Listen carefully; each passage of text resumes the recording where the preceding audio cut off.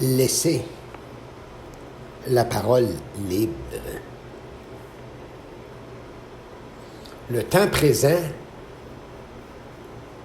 est un temps, je dis un temps, où la parole est de plus en plus séquestrée,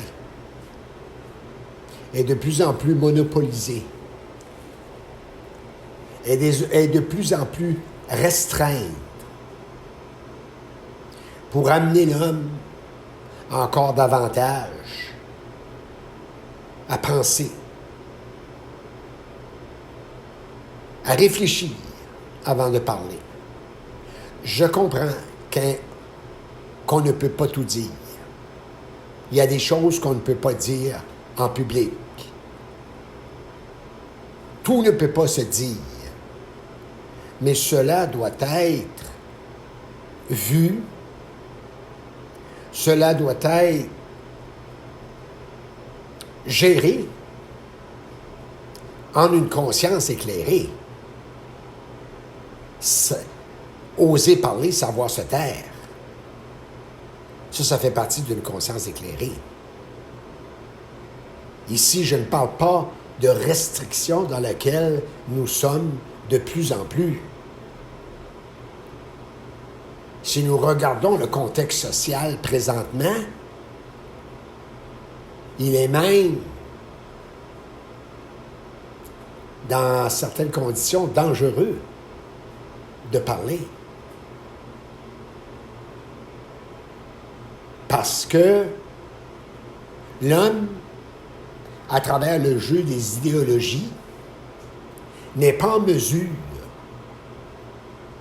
n'a pas la vibration pour vibrer à ce qui est dit.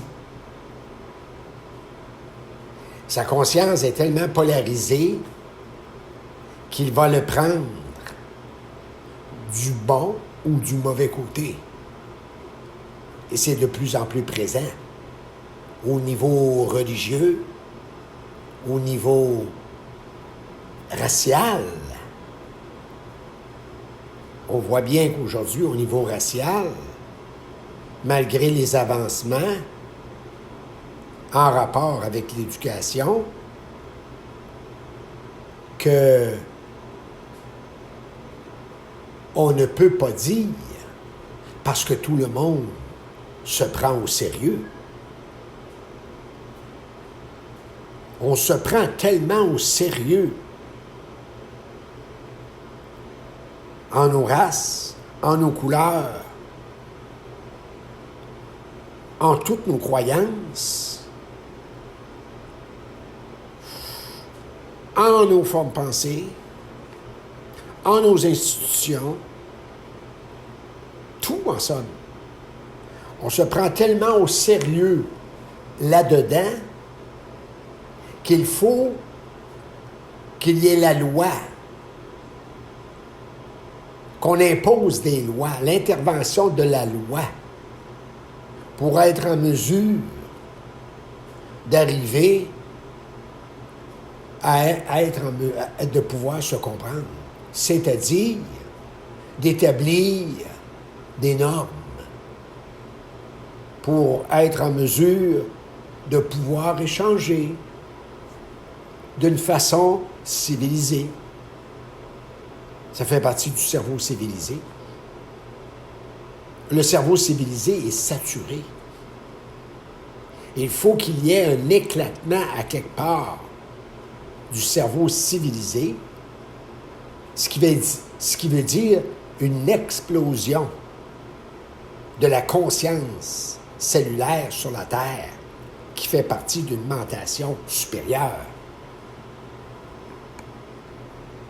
Alors, aujourd'hui, l'homme est obligé de peser, de sous-peser, de regarder en rapport de ce qui est exigible, excusez-moi, en rapport de ce qui peut être peu nuisible ou pas nuisible, ou ce qui peut déclencher des conflits, on est toujours près des conflits dans tous les domaines de la vie.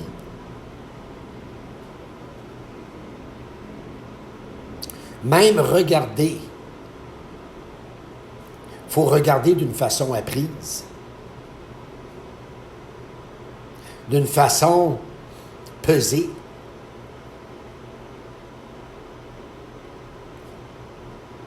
La même chose dans les gestes.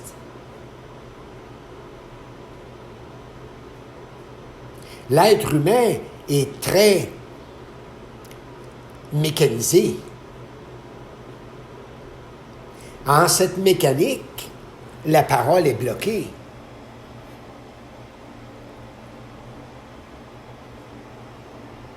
Parce que la parole ne peut pas passer en toute cette mécanicité-là. C'est trop structuré. Ça fait partie de la pensée. C'est réfléchi. Alors, ça retient la parole en l'être, ce qui crée, parce que la parole, c'est de l'énergie qui vient des plans supérieurs. Je ne parle pas spirituel, là. Des plans d'énergie supérieure. Alors, elle demeure bloquée parce que l'homme réfléchit trop la vie. Il s'analyse, il analyse la vie, il s'analyse constamment. L'analyse bloque la parole parce qu'on doit s'en tenir au consensus social établi à travers des normes de fonctionnement pour le mieux-être d'une société endormie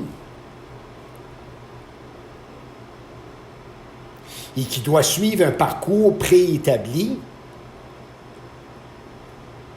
de ce qu'on appelle, pour nous, vivre, qui n'est en fin de compte que de la survie, ce n'est que exister. La parole va faire éclater cela.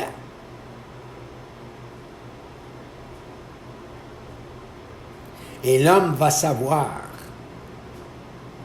ce qu'il a dit et ce qu'il n'a pas dit. Ce ne sera pas réfléchi. Ça ne passera pas. Il va savoir que ce n'est pas le temps.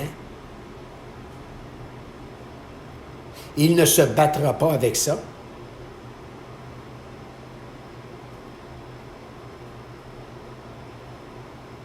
Mais pour le moment, l'homme souffre dans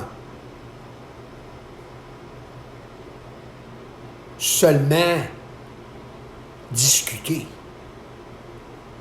L'homme discute sur la terre.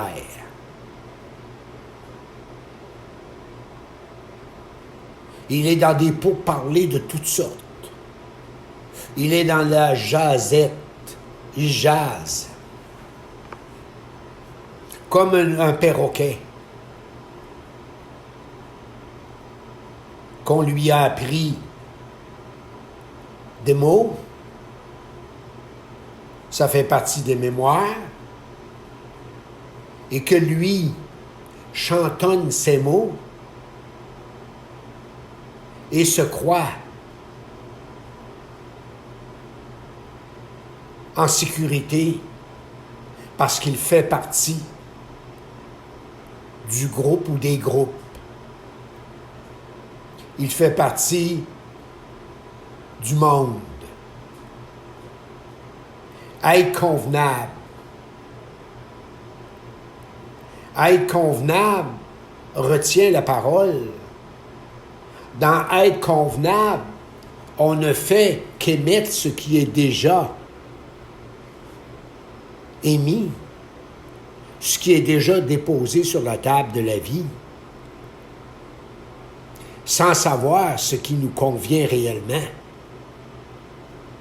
sans savoir ce qui est bon pour nous, de ce qu'on peut traiter. Alors, pour nous, sur la table de la vie, tout est disposé, mais nous sommes dans l'obligation, parce que l'on ne se prononce pas face à soi-même d'abord,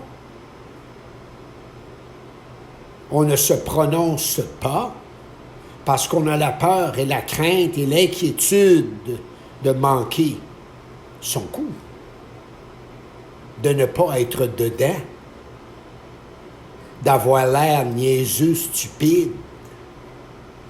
Alors on ne s'avancera pas et l'on va s'avancer pour régurgiter ce qui a été dit, ce qui a été pensé pour nous.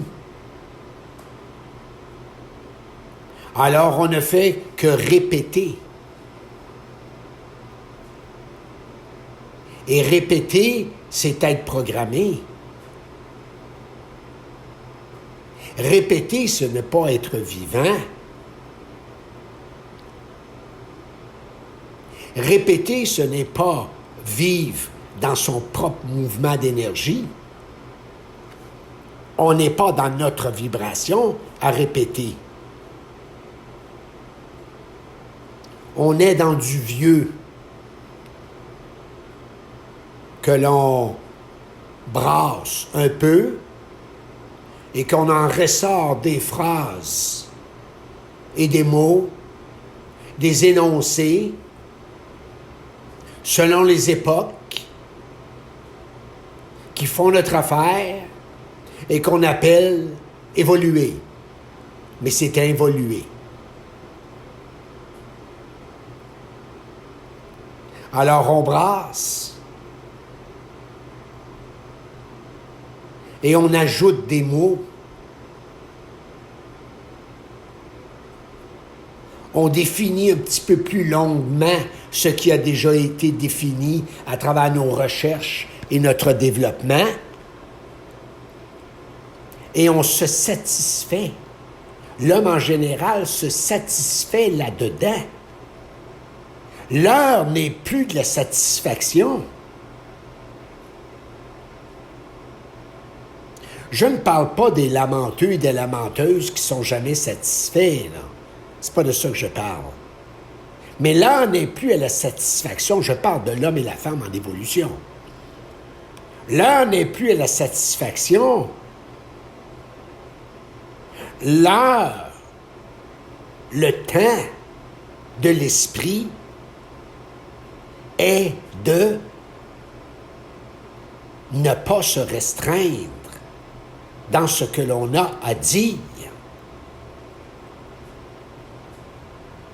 Mais comme nous sommes dans la sensiblerie de notre être, on est blessé et on reçoit ce qui est dit comme un canard qui reçoit les plombs dans l'aile. Et l'on pleurniche. Et l'on se plaint sur ce qui a été dit. Parce qu'il faut bien défendre sa race, sa culture, sa nation, l'aspect personnel de sa vie. Je comprends, tout le monde n'a pas entré dans l'aspect personnel de votre vie. Mais on ne le défend pas pour ces raisons-là. On le défend pour des raisons égocentriques.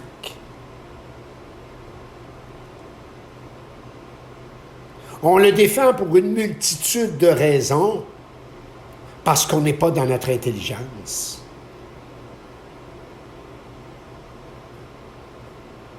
Alors, se défendre de cette façon-là, c'est vivre de conviction. On essaie de se convaincre soi-même et de convaincre les autres que c'est bien réel et que c'est important de vivre ainsi pour le respect en vue de vivre dans une société équilibrée. Une société équilibrée, mais endormie.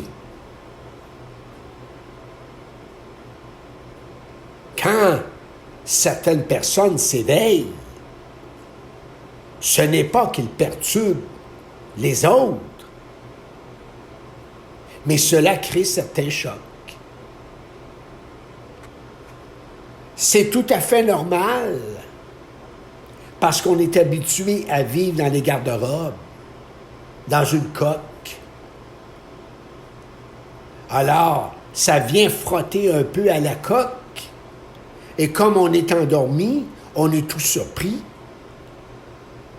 Et là, on entre en conflit avec celui qui a amené quelque chose.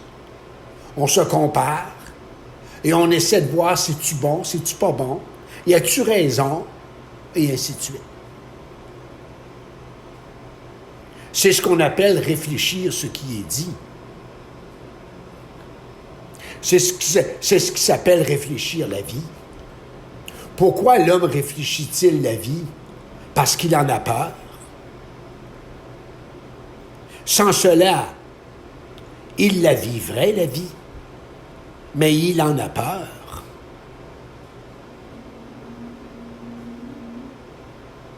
Et dans le contexte dans lequel on est, il a tout à fait raison d'en avoir peur.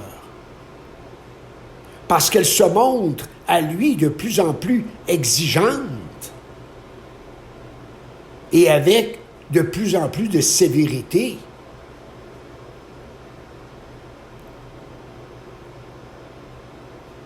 Alors, à la surface, comme il n'est pas solide, il est vite ébranlé à travers ses craintes, ses peurs et ses doutes, et il n'osera pas s'avancer. Alors, il n'osera pas se prononcer.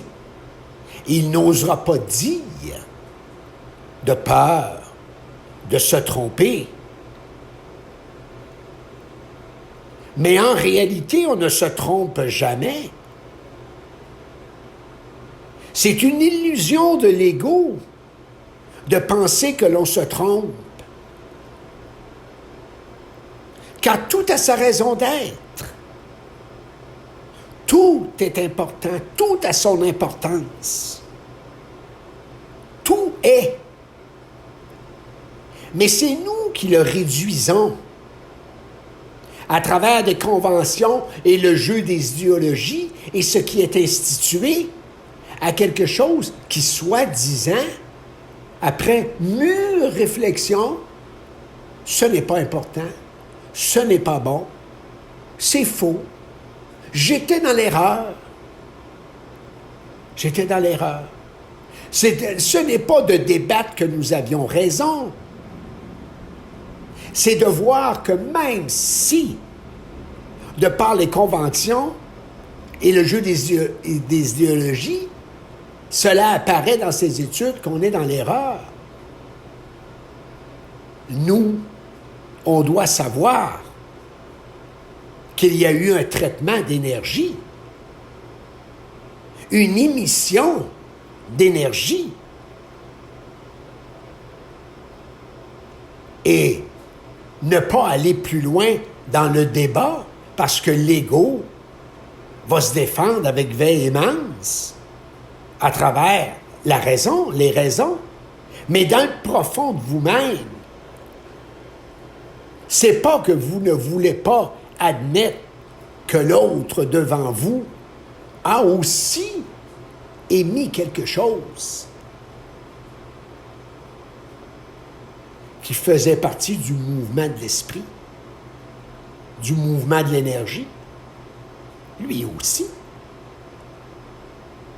Alors là commence la parole au niveau de l'esprit.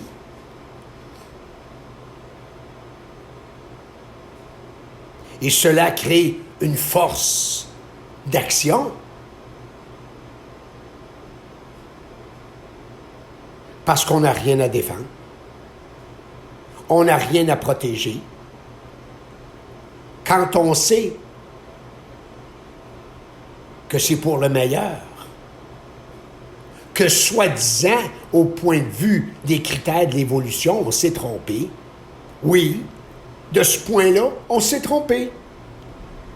Mais en réalité, on ne se trompe pas. La vie de l'homme évolutif, la vie de l'homme nouveau, va se vivre à travers les trames de l'astral et au niveau de l'esprit déchaîné, qui n'est plus enchaîné, de sa conscience vibratoire. Alors, il ne rejettera pas ce qui est des trames de l'astral, parce qu'il est en étude créative. Alors, ce qui veut dire que ce qui est émis et qui nous apparaît évolutivement une erreur ou quelque chose de pas bon, doit être étudié en l'esprit, en l'énergie. Et on sait pourquoi il a été mis à tel moment, dans telles conditions, c'est clair. Alors, on ne va pas se cacher et avoir honte par la suite d'avoir dit cela, parce qu'on est fautif. Et comment cela a été présent dans nos vies et dans la vie des gens, mondialement. Et l'on ravale constamment de cette façon-là. Le passé ne fait que nous remonter à la gorge, comme des flux gastriques. Et l'on est obligé de compenser pour essayer de le digérer à ce que ça passe.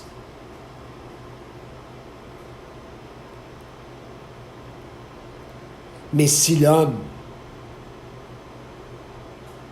se permet de parler sans se penser bon et intelligent, oui, il va y avoir de ça, mais il va en voir les reflets astraux. Il va les reconnaître. Il ne faut pas qu'il se retienne par rapport qu'il aurait peur que ce soit trop astralisé. De cette façon-là, il ne se saura pas. Il ne pourra pas faire la contenance de ses émotions parce qu'il va être dans la retenue.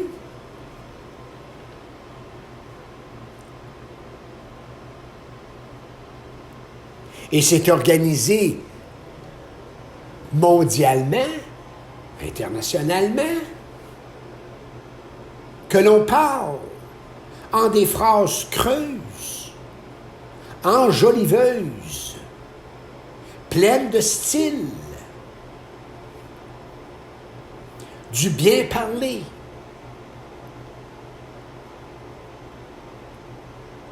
Et quand c'est suffisamment poli, là, si on est suffisamment convaincant, ben là, on s'entoure de gens et l'on peut former des groupes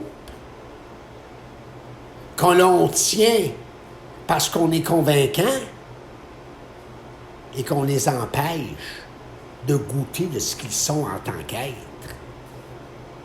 Parce qu'on ne voit pas qu'on vit toujours convaincu de ce que l'on est, de ce que l'on pense et de ce que l'on dit. C'est normal que ce que l'on dit peut être remis en question. Cela crée de l'ajustement. Cela crée du déblocage d'énergie. Mais l'on voudrait, quand on parle, que ce soit parfait. Et c'est toujours ça que l'homme essayait de faire. De s'améliorer, de s'améliorer, de s'améliorer. Et c'est normal. Mais normal évolutivement. Mais en réalité, l'homme est complet. Mais à travers toutes ces recherches et ce développement pour être mieux, meilleur, devenir un peu plus parfait, il se coupe de la vie.